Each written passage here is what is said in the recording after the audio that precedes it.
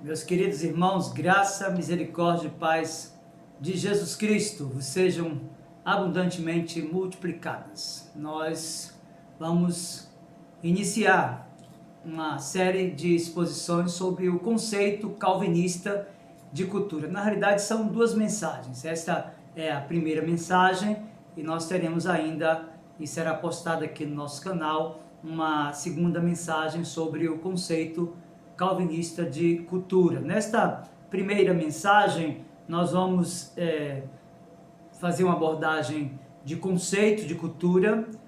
Veremos também uma abordagem conceitual do ponto de vista da antropologia, também relacionado à cultura. Veremos ainda um pouco sobre o conceito de etnocentrismo, relacionando também a teologia, nesse caso aqui, a teologia reformada. Veremos um pouco, e de uma visão muito panorâmica, a criação da Academia de Genebra por João Calvino. E por fim, então, uma abordagem à graça comum e os frutos da graça comum. Para isso eu quero iniciar falando para você que trata-se apenas de uma pesquisa. Se você quiser aprofundar o seu conhecimento acerca do conceito calvinista de cultura, eu lhes apresento aqui algumas literaturas utilizadas nessa pesquisa. Obviamente que existem outras, mas a base daquilo que nós vamos expor aqui você pode encontrar nesse livro da editora Cultura Cristã, o conceito calvinista de cultura, do Henry Van Til, está aqui. Um segundo livro que você pode também comprar, se você não tiver, ou procurar, também da editora Cultura Cristã, é O Cristão e a Cultura, Nem Separatismo, Nem Mundanismo, do Michael Horton. E por fim, você pode também aprofundar a sua pesquisa aí, através desse livro que está na sua 25ª reimpressão, do Roque de Barros Laraia, Cultura, um conceito antropológico, esse da editora Zahar. Então, são esses livros. Obviamente que a base de tudo que temos apresentado aqui no nosso canal é a Santa e Bendita Escritura, o livro de Deus, palavra inspirada, autoritativa, inerrante, mais cortante do que qualquer espada de 2 gumes e apta para discernir os pensamentos e propósitos do coração. Então, eu quero convidá-lo, você toma a sua Bíblia aí, abre lá no livro do Gênesis, no capítulo 2, verso 15, uma leitura inicial para esta abordagem ao conceito calvinista de cultura. Veja Gênesis capítulo 2, verso 15. A palavra de Deus nos diz assim: Tomou, pois, o Senhor Deus ao homem e o colocou no jardim do Éden para o cultivar e o guardar. Eu quero convidar você para este momento de oração. Curva a sua fronte, feche os seus olhos e ore comigo no início da exposição deste tema tão importante, tão relevante, tão necessário para os nossos dias. Vamos orar ao Senhor. Meu Senhor, em nome de Jesus, nós estamos diante do desafio de aprender mais da Tua Palavra e de forma especial como ela se relaciona com a nossa cultura.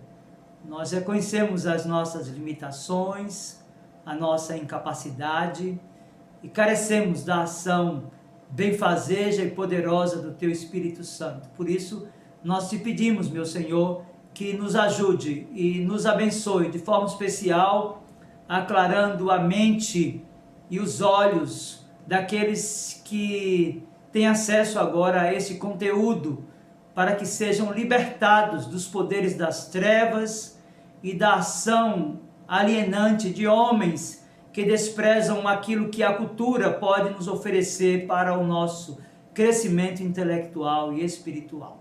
Que em tudo Cristo, nosso Senhor e Redentor, seja exaltado e glorificado. Em nome dele nós oramos. Amém.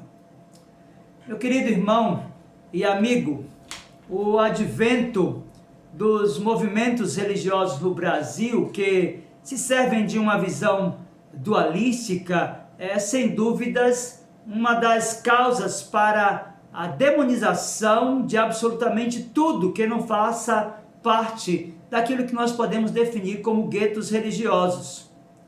A arte, na sua expressão mais abrangente, bem como outros aspectos da multiculturalidade brasileira, foi renegada a uma posição inferior em virtude da associação a demônios. E é muito comum você se deparar com essa realidade, com essa definição da cultura no ambiente das igrejas, sobretudo das igrejas neopentecostais brasileiras. A pergunta que nos vem no início da exposição desse tema é simples. Afinal, tudo que faz parte da cultura de um povo e não está associada à igreja evangélica tem associação demoníaca?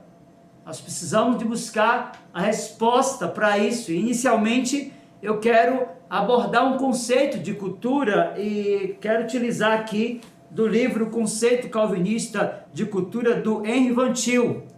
Ele disse que, originalmente, o termo cultura não tinha a conotação ampla que tem atualmente. Então veja que ele faz uma abordagem anacrônica e diacrônica da expressão cultura. Ele diz que o termo deriva do latim colere, que significa apenas lavrar ou cultivar o solo, como nós vimos aqui na leitura de Gênesis capítulo 2, versículo 15. Mas bem, segundo Honório, o termo cultura surgiu em 1871 com o síntese do termo culto e civilization. Este termo francês que se referia às realizações materiais de um povo. Aquele, um termo alemão que simbolizava os aspectos espirituais de uma comunidade. De posse do conceito do dicionário Aurélio acerca da cultura, nós temos lá no Aurélio a definição de que a cultura é o complexo dos padrões de comportamento, das crenças, das instituições e de outros valores espirituais e materiais transmitidos coletivamente e característicos de uma sociedade. Muito bem, a abordagem conceitual antropológica de cultura define-a em suas teorias idealistas de três formas. Então veja, a primeira abordagem conceitual da cultura do ponto de vista da antropologia define a cultura como um sistema cognitivo. E nesse sentido, meu querido irmão e amigo, cultura é um sistema de conhecimento. Consiste em tudo aquilo que alguém tem de conhecer ou acreditar para operar de maneira aceitável dentro de uma sociedade. Mas, em segundo lugar, nessa abordagem conceitual antropológica, cultura é definida como sistemas estruturais, ou seja, um sistema simbólico que em uma criação acumulativa da mente humana. Mas em terceiro, a cultura é definida do ponto de vista da antropologia como sistemas simbólicos. Nesse caso, meu querido irmão e amigo, a cultura deve ser considerada não um complexo de comportamentos concretos, mas um conjunto de mecanismos de controle para governar o comportamento, e nesse caso todos os homens são geneticamente aptos para receber um programa, e este programa é o que conhecemos e chamamos como cultura.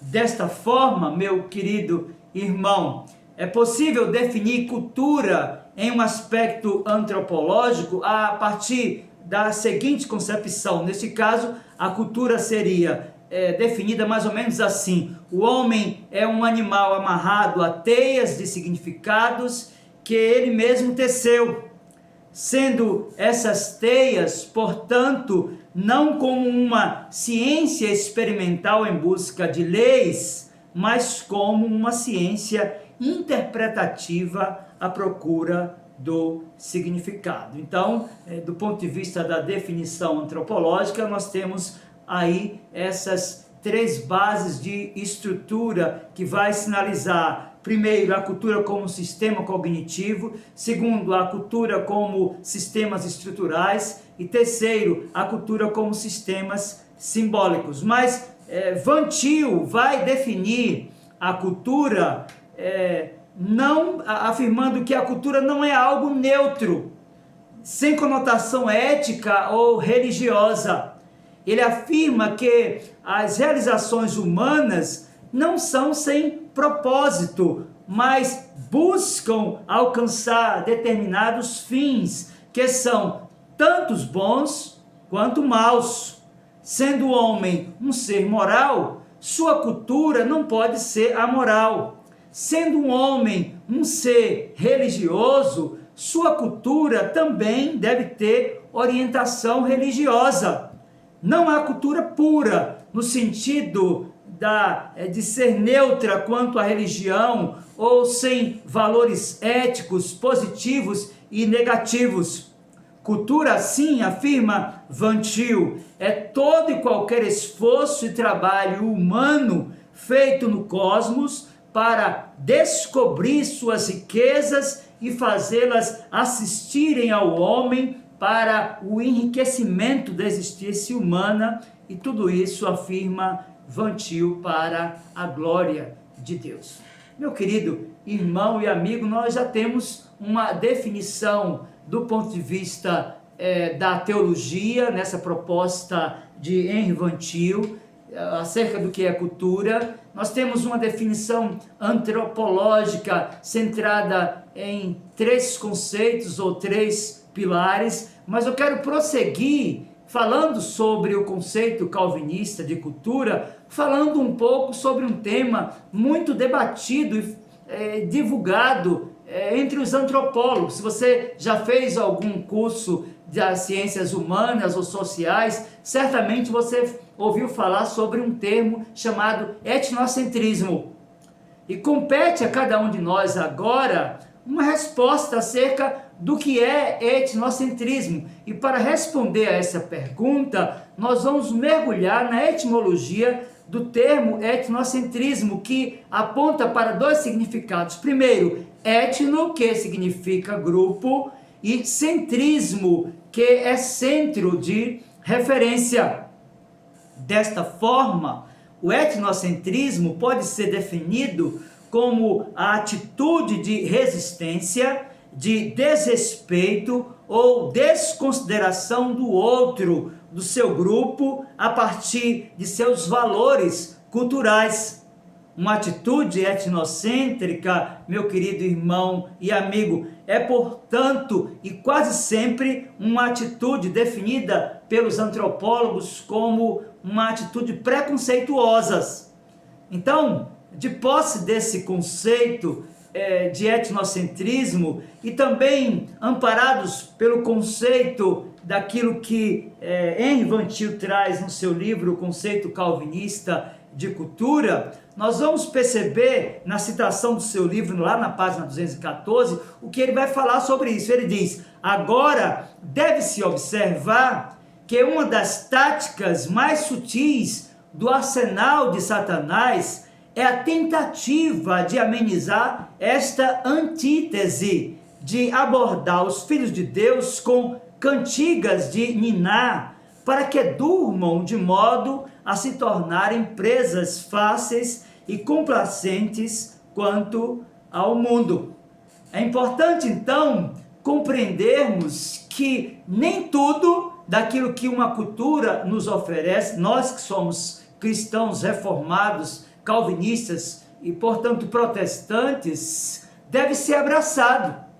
Porque o conceito de etnocentrismo, segundo os antropólogos, traz a ideia de que você, em momento algum, pode avaliar a cultura do outro e dizer que aquilo não lhe serve. Obviamente que deve haver um respeito àquilo que está sendo proposto em qualquer ambiente de cultura, mas do ponto de vista do protestantismo histórico, nós que somos crentes protestantes e calvinistas, devemos ativar o filtro e, de fato, filtrar aquilo que pode ser positivo e nos servir e deletar aquilo que pode confrontar, que pode colidir frontalmente com os valores da Escritura. Daí, aquilo que nós compreendemos do ponto de vista que foi produzido, sobretudo no pensamento de João Calvino, que foi um dos incentivadores ao conhecimento, de forma especial à cultura. Por exemplo, apaixonado pela cultura, João Calvino estabeleceu um sistema escolar modelo em todos os níveis, tornando a Academia de Genebra um dos mais respeitáveis estabelecimentos de instrução superior de seu tempo. A teologia calvinista, meu querido irmão e amigo, dentro do protestantismo histórico, ela é a mais abrangente e voltada para a presença cristã no mundo. Daí nós temos a consciência de que, amparados pelo conceito calvinista de cultura, nós estamos e devemos estar de fato sempre com o nosso filtro ativado. Van Til, por exemplo, disse que a religião tem o poder de integrar a cultura do homem por meio da fé, porque ela se ergue acima de toda cultura, não sendo parte da cultura como tal, mas a experiência mística da apreensão de Deus na relação de aliança. A religião deve então ser distinguida, mas não separada da cultura. Então Van Til vai dizer que o pecado não deixa de abolir o dever, como também não destrói o ímpeto da atividade cultural, e o ambiente cultural permanece. A boa terra a que o homem é adaptado pelo design criativo é também o habitat do homem e seu local de trabalho. Daí compreendermos que, como o pecado afetou toda a existência humana e a cultura não foi imunizada daquilo que o pecado nos trouxe, nós devemos estar sempre com os nossos olhos atentos e com o nosso filtro ativado para compreendermos que nem tudo que uma cultura ou uma determinada cultura nos oferece como valor vai nos servir do ponto de vista da cosmovisão que temos enquanto crentes que fazem parte de uma linhagem protestante histórica. Então, nós precisamos entender que a cultura tem um valor. Nós precisamos de entender que ela faz parte de um plano original de Deus, mas que ela foi afetada pelo pecado. Contudo, na graça comum, Deus jamais deixou de usar a cultura para o embelezamento da sua criação, e essa cultura ela pode ser apropriada por aqueles que têm uma relação de aliança com Deus por meio de Jesus Cristo, que devem se apropriar com o filtro ativado e abraçando apenas aquilo que lhes pertence, no sentido de que não colide com os valores daquilo que a Santa Escritura nos expõe como regra de reto viver. Daí a necessidade, meus queridos irmãos, de compreendermos o que de fato significa a graça comum de Deus. Meus queridos, a palavra charis significa uma disposição favorável, especialmente o amor exercido para com os inferiores, os dependentes ou chamados indignos, disse Alexandre Archibald Rod. É importante, então, compreendermos que na teologia reformada o nome gratias communis entrou em uso geral para expressar a ideia de que esta graça se estende a todos os homens, em contraste com a gratias particulares, que se limita a uma parte da humanidade, a saber, aqueles que foram escolhidos antes da fundação do mundo para a salvação. Meus queridos, em geral, se pode dizer que quando falamos de graça comum, nós temos em mente, primeiro, as operações gerais do Espírito Santo, pelas quais ele, sem renovar o coração, exerce tal influência sobre o homem, por meio de sua revelação geral ou especial, que o pecado sofre restrição, a ordem é mantida na vida social e a justiça civil é promovida. Mas, em segundo lugar, nós precisamos de compreender que, em geral, pode-se dizer que quando falamos da graça comum, nós temos em mente também, segundo nos informou Luiz Berkoff em sua Teologia Sistemática, as bênçãos gerais, como a chuva e o sol, a água e alimento, roupa e abrigo, que Deus dá a todos os homens indiscriminadamente, onde e quanto lhe parece bom fazê-lo. Portanto, meus queridos irmãos, segundo nos disse Alexandre Archibald Rod, nesse contexto, o que se pretende por graça é a influência do Espírito de Deus sobre a mente dos seres humanos. Esta é uma influência do Espírito Santo distinta e acessória à influência da verdade. Então, você pode perceber que na graça comum, Deus usa as competências e as habilidades das pessoas para produzir cultura, inclusive de raro e fino valor. Meus queridos, nós precisamos entender que a graça comum de Deus, ela se estende a todas as pessoas, independentemente do credo religioso. E esta graça nos traz alguns frutos. Eu falo a graça comum. Por exemplo, na graça comum, nós temos sustada a execução da sentença de Deus. Se você abrir o livro do profeta Isaías, no capítulo 48, versículo 9, você vai perceber isso. Veja, Isaías 48, verso 9, falando da graça comum e como Deus susta a execução da sua sentença, o profeta nos disse: por amor do meu nome, retardarei a minha ira, e por causa da minha honra, me conterei contigo, para que te não venha exterminar.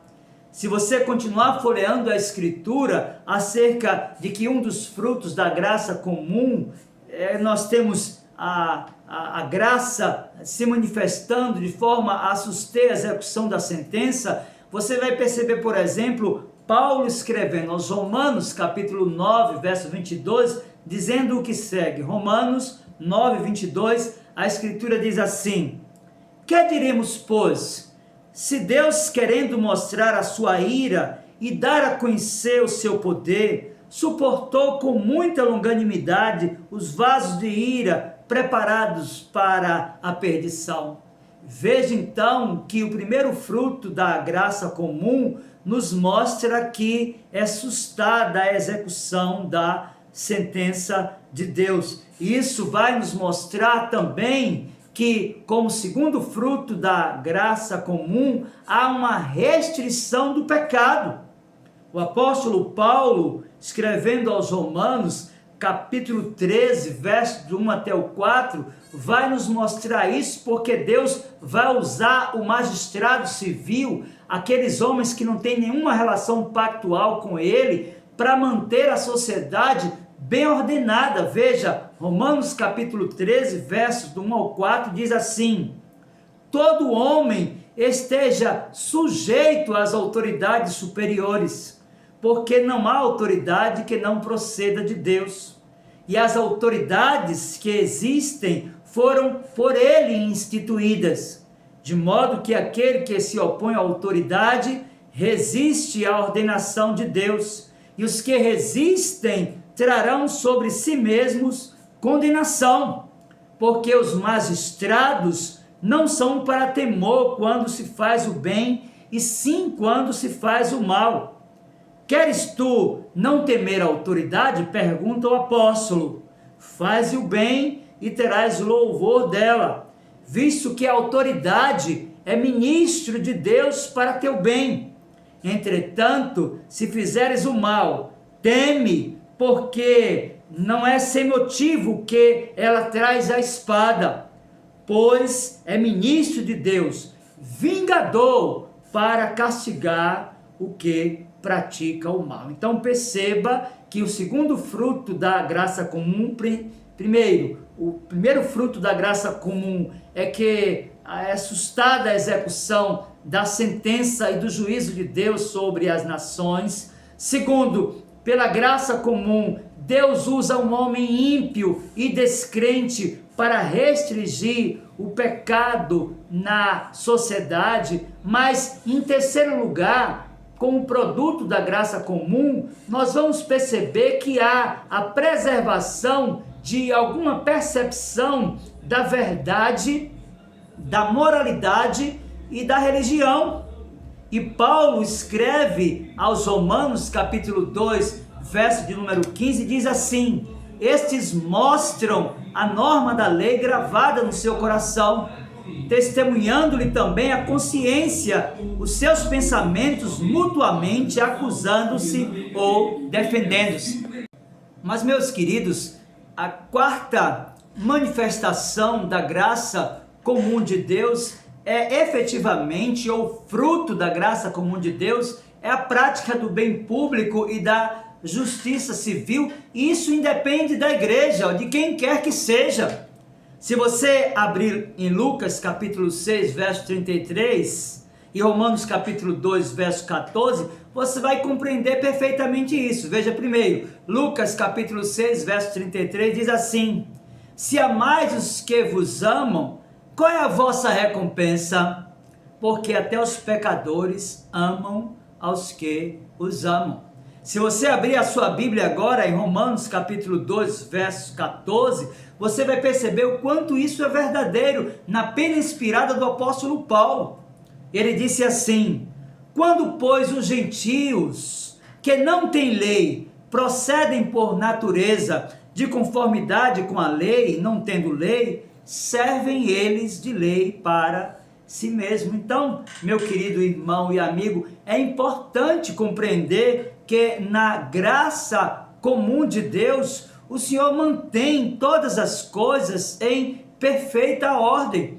Primeiro, é sustada a execução da sentença. Segundo, o pecado é restringido na sociedade. Terceiro, há uma preservação de alguma percepção da verdade, da moralidade e da religião. Quarto, a prática do bem público e da justiça civil, também operado por meio de pessoas que não têm uma aliança com Deus por meio de Jesus Cristo.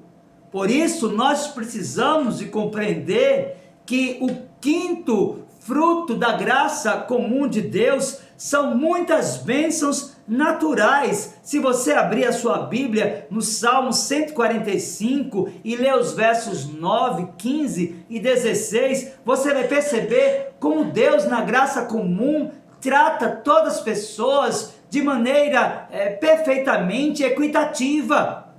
A Escritura nos diz no Salmo 145, a partir do 9, versos 15 e 16, o Senhor é bom para todos, e as suas ternas misericórdias permeiam todas as suas obras. Em ti esperam os olhos de todos, e tu, a seu tempo, lhes dá o alimento. Abres a mão e satisfazes de benevolência a todo o vivente. Meu querido irmão e amigo, de fato nós precisamos de abrir os nossos olhos, sobretudo para aquilo que Deus tem feito por meio das mãos de muitas pessoas que não têm uma aliança com Ele por meio de Jesus Cristo. Afinal, como disse Henry Van Til, a graça comum não tem apenas uma influência restritiva ou negativa, mas é também positiva e progressiva na motivação da atividade cultural. A cultura, meu querido irmão e amigo, é um dom da graça comum, já que por meio dela os poderes originais depositados na natureza vieram à fruição. Se não fosse pela graça comum de Deus, o mundo já teria sucumbido, como um vaso se quebra em pedaços quando se remove seu apoio. Eu quero então concluir esta primeira mensagem sobre calvinismo e cultura abrindo seus olhos. Há muita coisa sendo produzida fora dos arraiais das igrejas evangélicas brasileiras, cujo valor cultural é muito distinto e elevado. Por isso, ative seu filtro.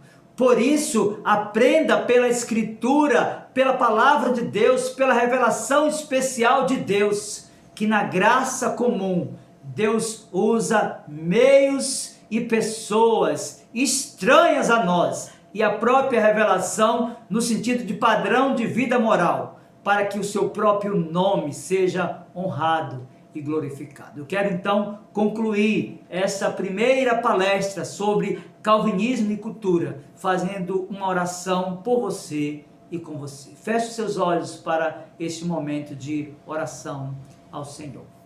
Meu Senhor, em nome de Jesus, teu Filho bendito e amado, nosso Redentor, nós bendizemos a Ti pela graça comum, porque por ela o Senhor tem usado homens e mulheres sem nenhuma relação contigo, de credos e crenças diferentes, alguns ateus, outros agnósticos, que têm promovido a glória e o louvor do teu glorioso nome, por aquilo que tem produzido de cultura elevada e que tem estrutura sólida na tua palavra bendita, meu Senhor. Por isso, desvenda o coração de todas as pessoas que estão alienadas e que não conseguem enxergar valor cultural em outras fontes que não seja a revelação especial de Deus. Que o Senhor desvende-lhes os olhos para que contemple a tua grandeza também na manifestação da graça comum. Que a tua palavra seja aplicada aos corações e que Cristo, o nosso Redentor e Supremo Pastor, seja exaltado e glorificado. A Ele, pois, a glória hoje e na eternidade. Amém. Deus, pois, abençoe a sua vida, meu querido irmão e amigo, no nome poderoso e bendito do Senhor Jesus.